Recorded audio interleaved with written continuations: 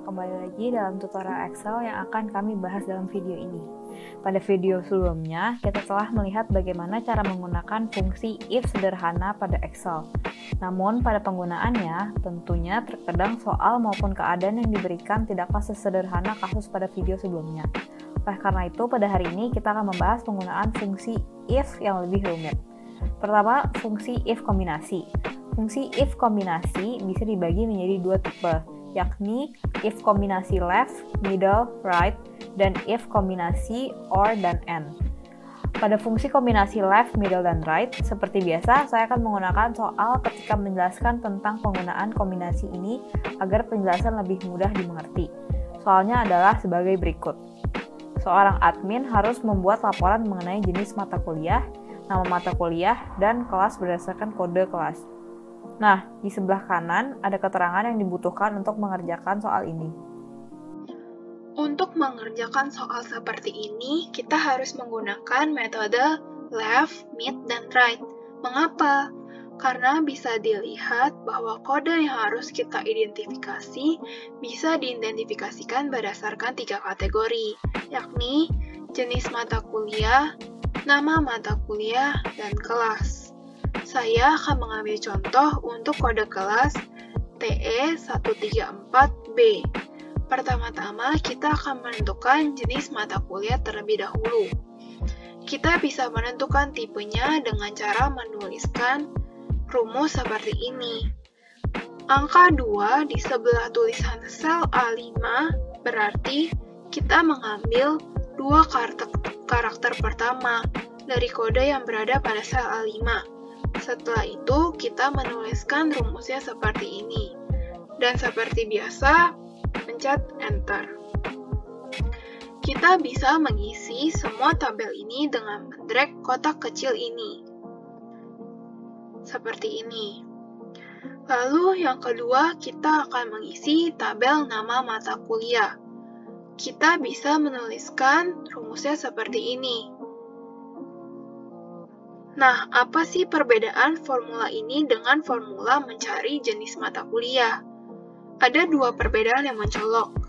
Yang pertama, kita menggunakan mid untuk formula ini, karena kode yang kita gunakan untuk mengidentifikasi mata kuliah berada di tengah kode keseluruhan. Perbedaan yang kedua adalah, setelah menyeleksi A5, kita harus menambahkan angka 3 di sana. Artinya, kode dimulai dari karakter ketiga. Dan angka ketiga di belakangnya mengartikan jumlah kode yang harus diidentifikasi. Seperti dalam soal ini, kode yang digunakan berupa 3 angka, seperti 111, 134, 125, dan 122. Lalu, kita bisa pencet Enter, dan bisa mengisi semua tabel di bawah ini dengan mendrag kotak kecil ini.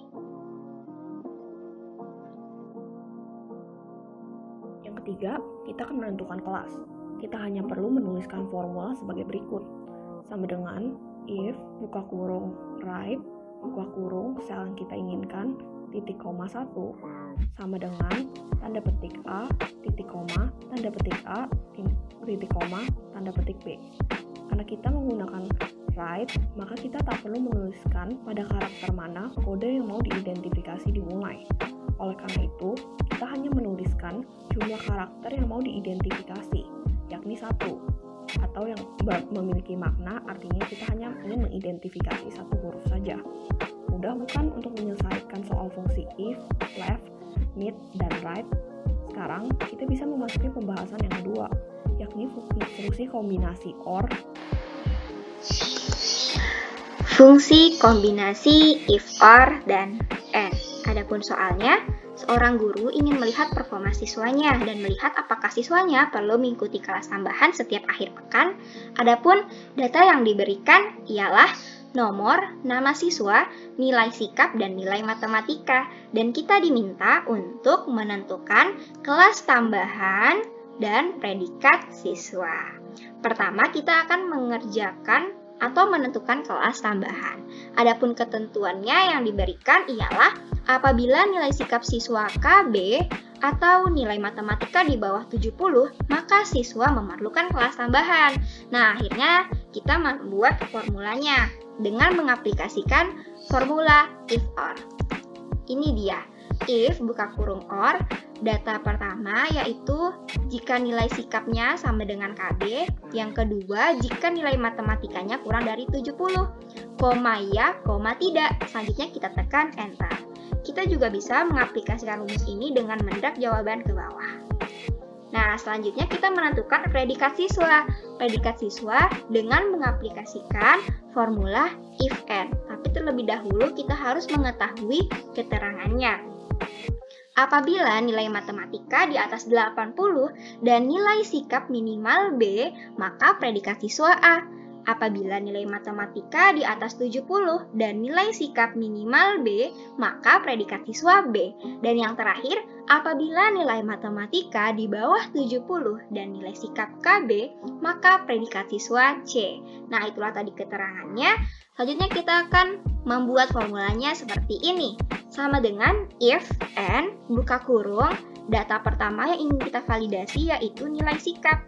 Jika dia sama dengan B, dan yang kedua, jika nilai matematikanya lebih besar dari 80, maka predikatnya A.